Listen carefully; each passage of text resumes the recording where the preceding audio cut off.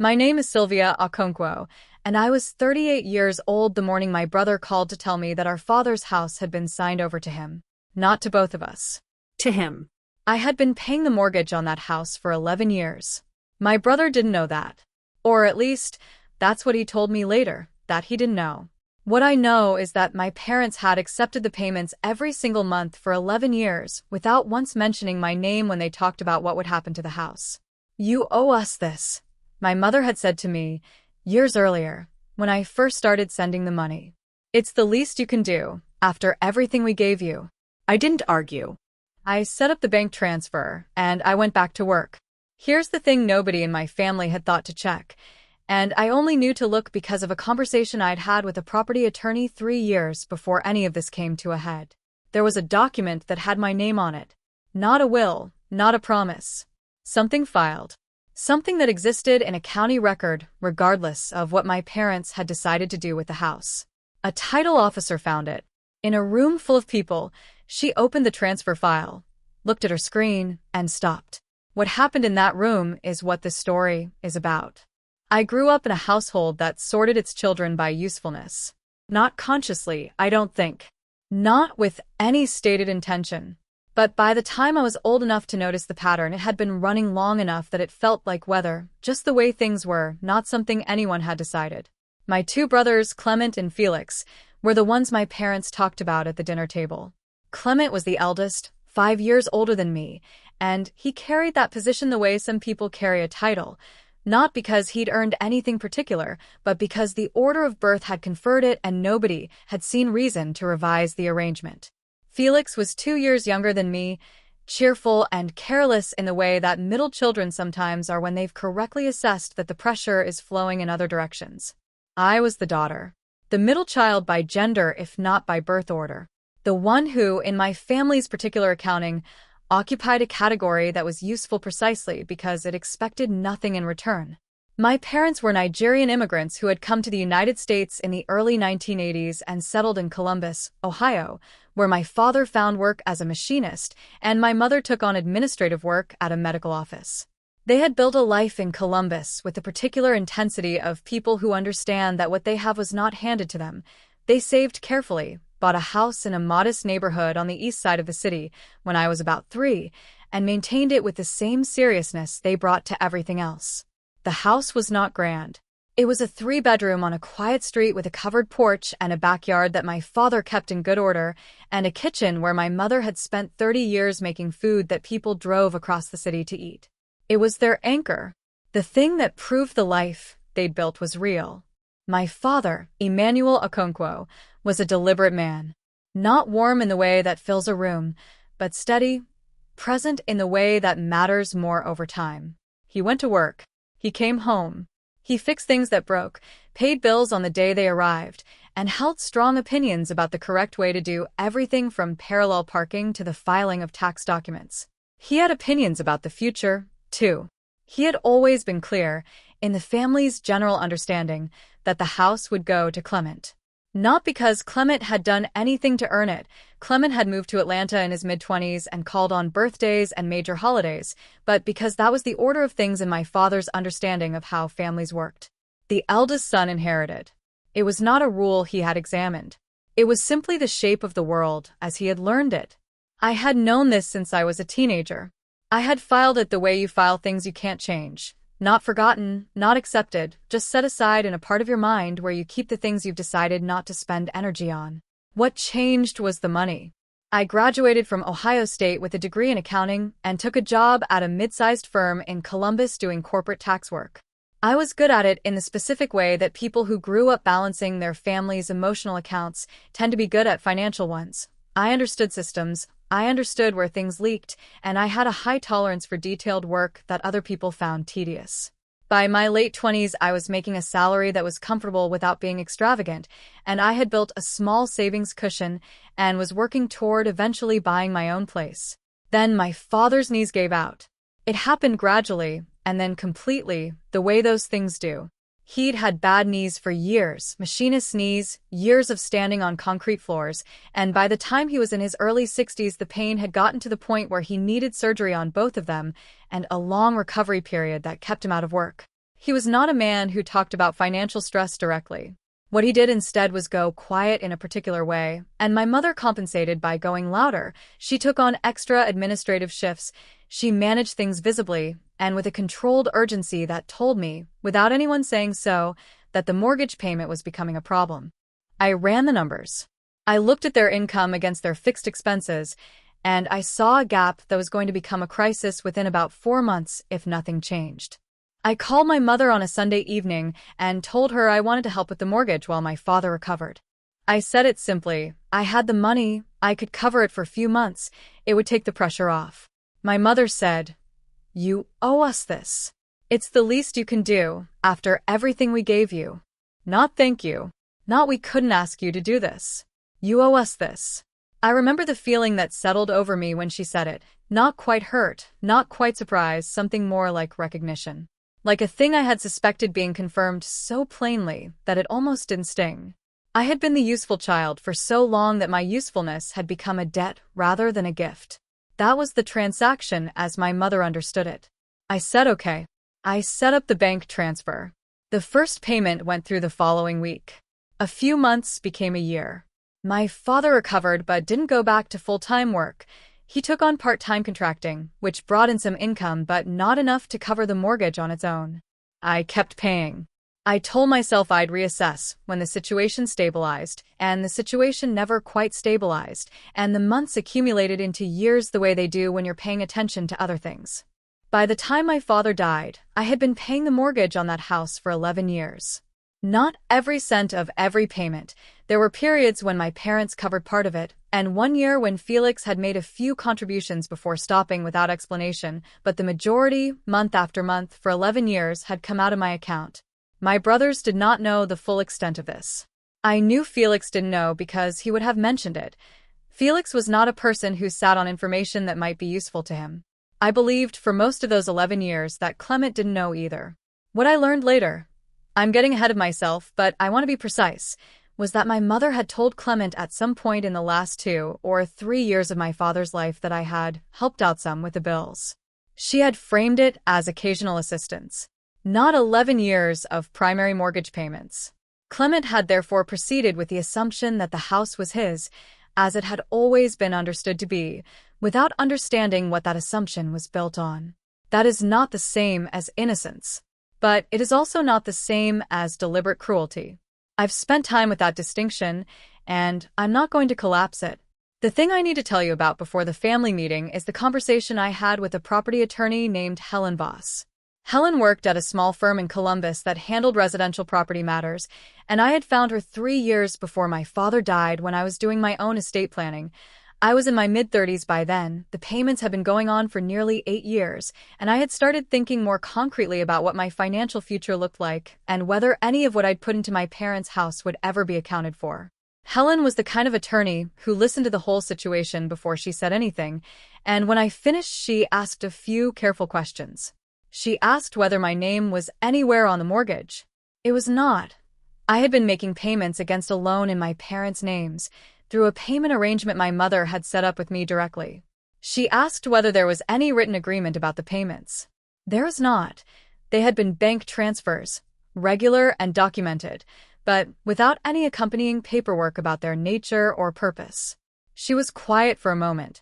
Then she said, "Without a written agreement establishing these as loans rather than gifts, recovering them directly would be difficult.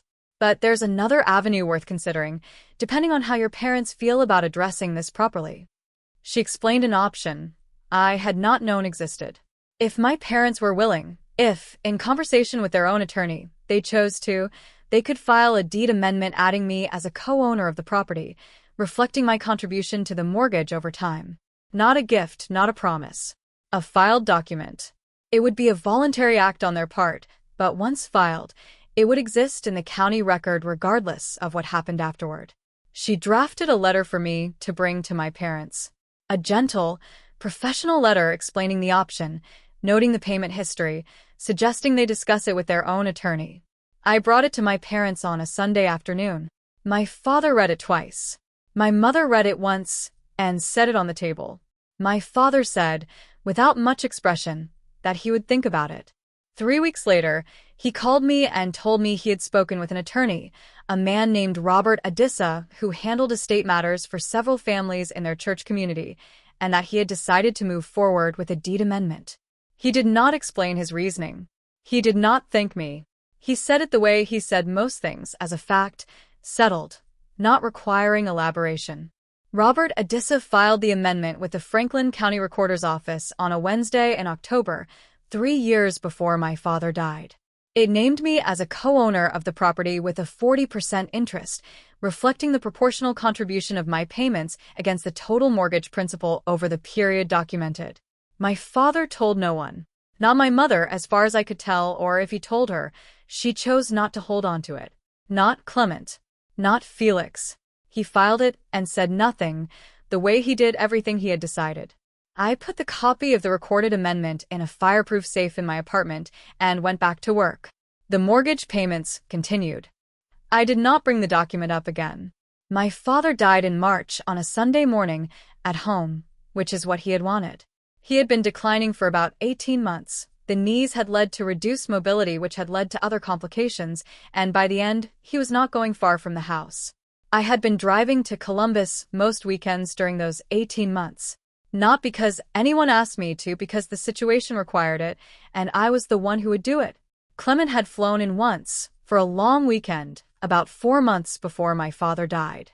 Felix lived in Columbus but had 2 young children and a job with unpredictable hours and managed about 1 visit a week, usually on Sunday afternoons. My mother was managing the day-to-day with the compressed, forward-facing efficiency of a woman who does not process things until she has time to, which in her case was usually never. I was there when my father died. My mother was there. Felix arrived within the hour. Clement flew in the following day. The days after were the days after. Arrangements, phone calls, the logistics of a life being administratively concluded. I handled most of the paperwork. Not because anyone asked me to, but because I was the one who knew where things were and how to process them. I filed the death certificate. I called the bank. I started the list of accounts that would need to be addressed. I did not go looking for trouble. I kept my head down and did what needed doing, and I did not bring up the deed amendment or the 11 years of payments or any of it because we were burying my father, and that was the only thing that was happening right then. The family meeting happened 3 weeks after the funeral. My mother called it. She asked Clement, Felix, and me to come to the house on a Saturday afternoon.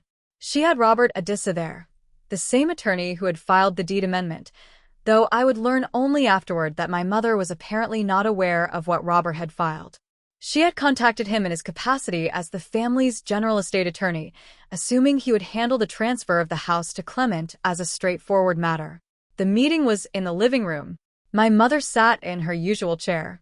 Clement was on the couch beside her, in the particular posture of a man who has already been told how a meeting is going to go and is comfortable with it. Felix was in the armchair near the window, scrolling his phone intermittently. Robert Adissa sat in the straight-back chair my mother had brought in from the dining room, with a folder on his knees. I sat on the other end of the couch from Clement. 2 neighbors were in and out of the house that afternoon. My parents had the kind of block where people brought food and sat for a while in the weeks after loss, and my mother had not discouraged the traffic. Mrs. Brenda Achebe from 4 houses down had come by with a covered dish and was in the kitchen for part of the meeting. A family friend named Kofi Mensah, who had known my father for 30 years, was sitting in the dining room with a cup of tea when the living room conversation began. Neither of them was invited into the meeting, but the house was not large and voices carried. Robert Adissa went through the basics of my father's estate. The checking account, the small retirement account, the car, these would be divided per the will, equally among the 3 children. Then he got to the house. My mother said, "The house goes to Clement. Emmanuel always wanted that." Robert said, "Yes, the will specified that the house was to transfer to Clement Emmanuel Okonkwo." He confirmed the address, the parcel number. He said he would prepare the transfer deed, and they could schedule a time at the county recorder's office to complete the formal transfer. Clement nodded. He had the settled look of someone receiving confirmation of something already known. I said, "Before the transfer is filed, I'd like the full title history pulled on the property." My mother looked at me. "What do you mean?" "The title history." The recorded documents on the property. I'd like to review them before anything new is filed. Robert Adissa was looking at me with a careful expression, the expression of an attorney who has just realized that a meeting he expected to be straightforward may not be. He said, "Is there something specific you're concerned about?" "I'm not concerned," I said. "I'd just like to make sure all the recorded interests in the property are accounted for before the transfer proceeds." Clement said, "Sylvia, what are you talking about?" "Dad left the house to me. That's been the plan my whole life." "I know what the will says," I said. "I'm asking for the title history." My mother's hands had tightened in her lap. "Sylvia, this is a family decision. Your father made it clear." "I understand that, Mom. I'd like the title history pulled before we proceed." Robert said he would need a day to run the full title search and that they could reconvene at the county recorder's office once he had it. He said it in the even voice of a professional managing a situation that had just expanded. His eyes briefly met mine, and I saw in them something I couldn't quite read. Not alarm, but a recalibration. The meeting ended without signatures. Felix, walking out to his car with me afterward, said quietly, "What was that about?" "Let Robert run the title search," I said. "Then we'll know." He looked at me for a moment with the particular expression of a younger sibling who suspects he's missing something important and isn't sure whether he wants to know what it is. Then he nodded and got in his car. Kofi Mensah was putting on his coat in the front hall when I came back inside to get my bag. He looked at me steadily for a moment, a look that had known my father for 30 years in it, and said nothing. Sometimes that's enough. The appointment at the Franklin County Recorder's office was scheduled for a Thursday morning, 10 days after the family meeting.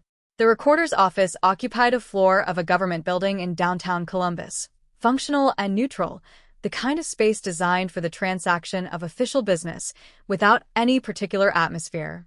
The room where property transfers were processed had a long counter, several workstations, a row of chairs along the wall for waiting, and the particular institutional quiet of a place where paperwork determined outcomes and nobody was expected to perform their feelings about it.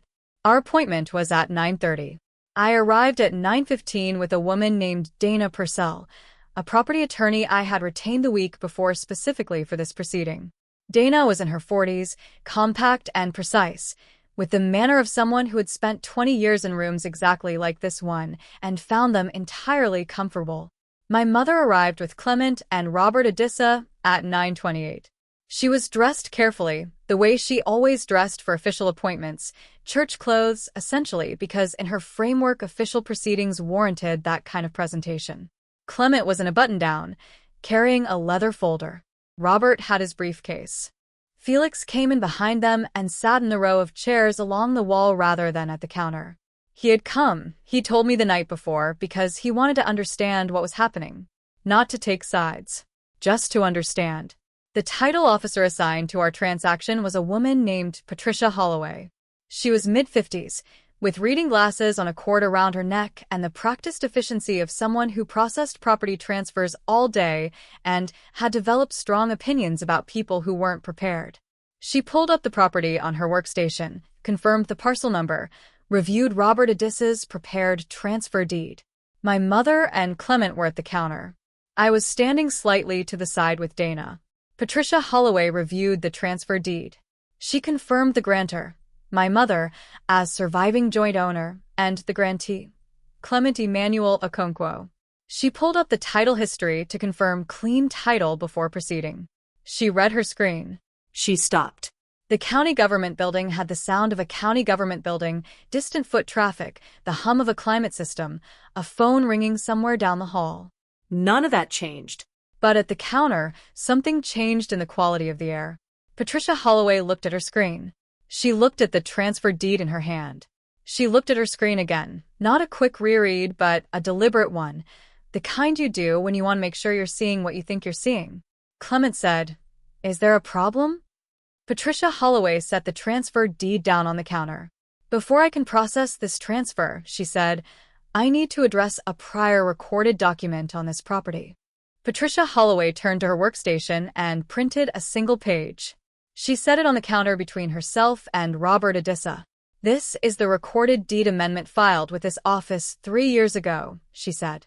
"It is currently on title for this property." Robert Adissa picked it up. He read the first paragraph. His face, which had been professionally composed since we'd walked in, did something complicated. A brief, involuntary shift, like a man doing rapid arithmetic in his head and arriving at an answer he hadn't expected. He read the document again, carefully this time, all the way through. My mother said, "What is it? What does it say?" Robert set the document on the counter. He took a breath. "Diane," he said, using my mother's first name in the way that signaled he was stepping out of professional register for a moment. "Your husband filed a deed amendment 3 years ago. It adds Sylvia as a co-owner of the property. 40% interest. The room's quality changed in a way that had nothing to do with sound." My mother's chin came up. She looked at the document on the counter, without touching it. Then she looked at me. Her eyes were very still. Not soft, not hard. Something more like a woman processing a rearrangement of the world she thought she knew. Clement had gone the color of old chalk.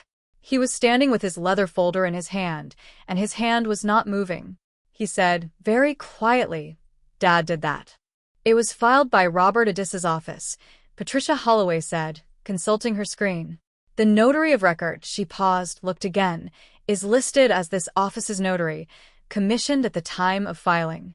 Robert said, with the care of a man choosing each word, "Emmanuel came to me 3 years ago and asked me to prepare the amendment. He said it was what he wanted to do. I prepared it and filed it.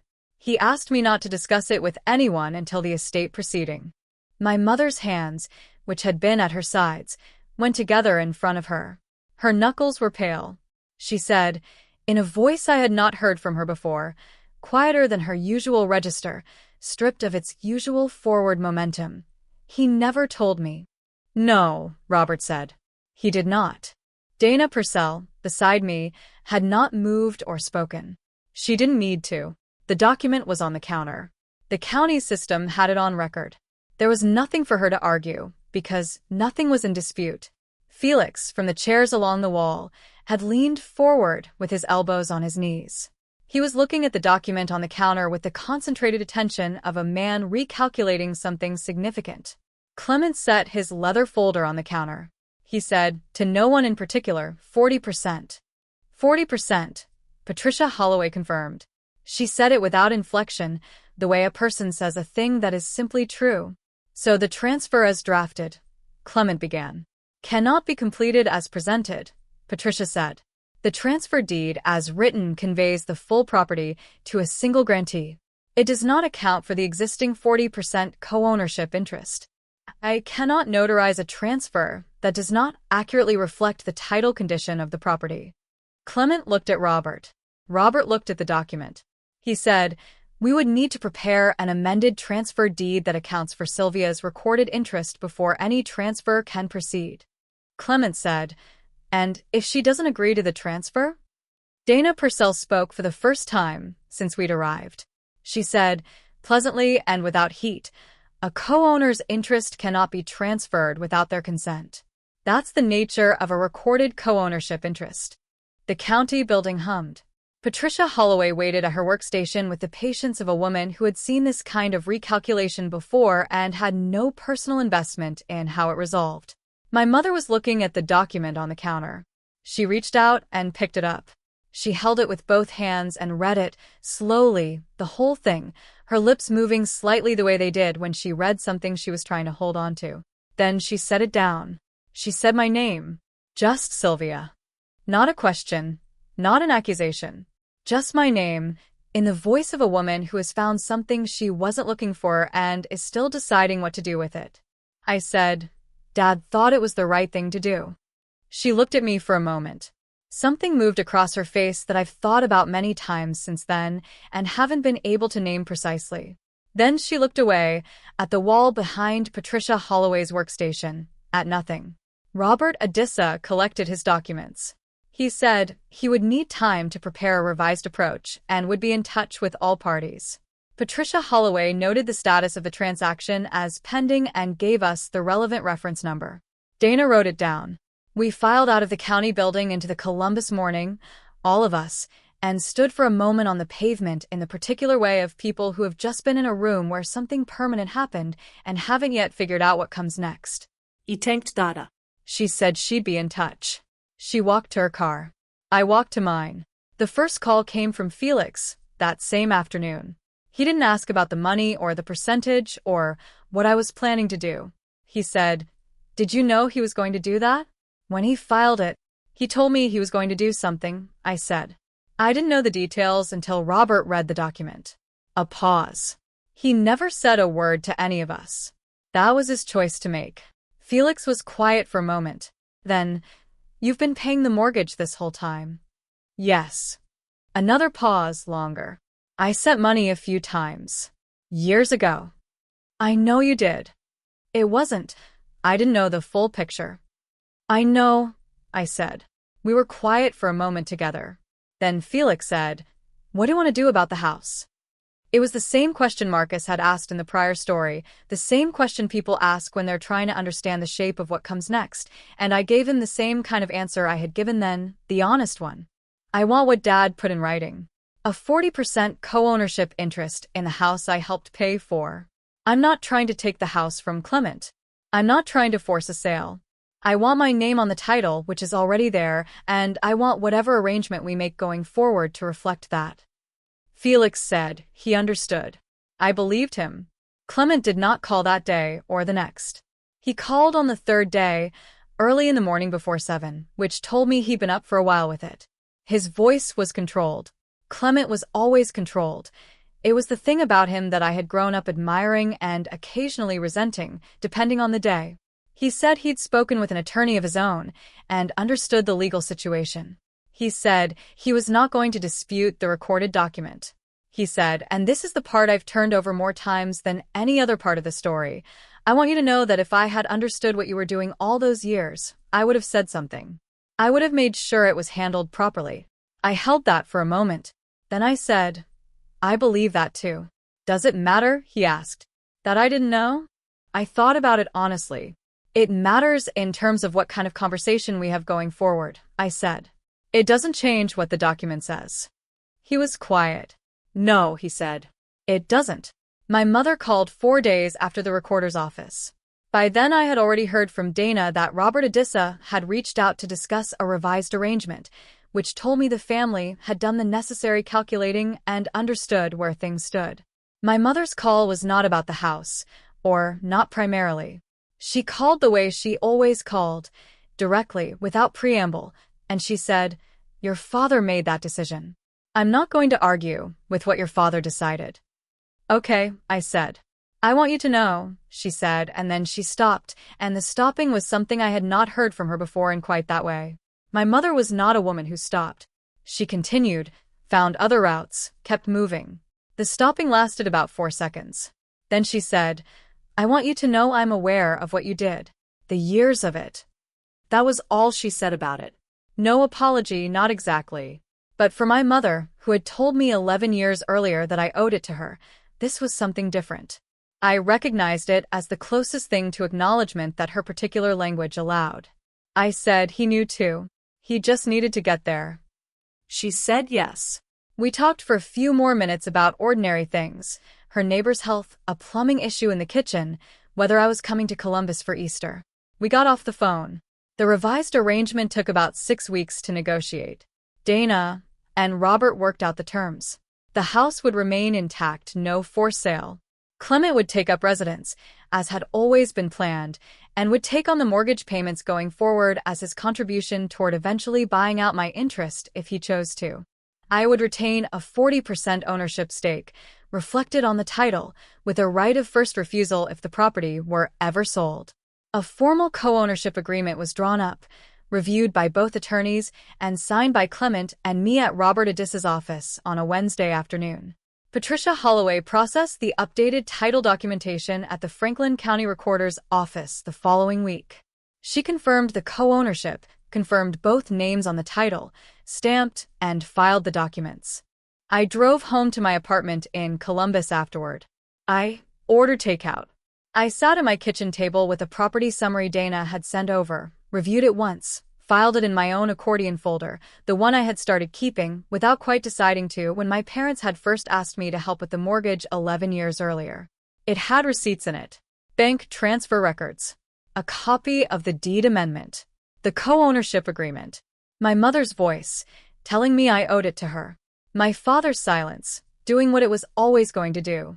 The months after the filing were quiet in the way that things are quiet when the contested part is over, and what remains is just the ordinary business of continuing. Clement moved into the house in early summer.